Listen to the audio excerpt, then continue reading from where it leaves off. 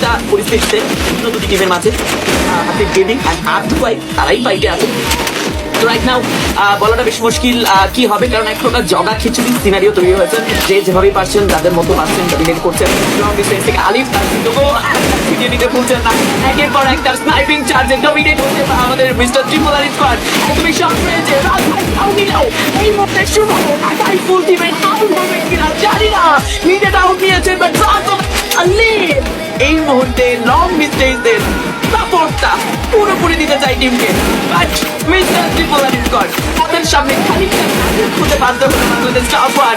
ঘরের মধ্যে প্রবেশ করে আরো একবার ডমিনেট করে মিস্টার ত্রিপোলার স্কোয়াডকে হ্যাশট্যাগ 8 বিদায় দিয়েছে বাংলাদেশ টপ ওয়ান।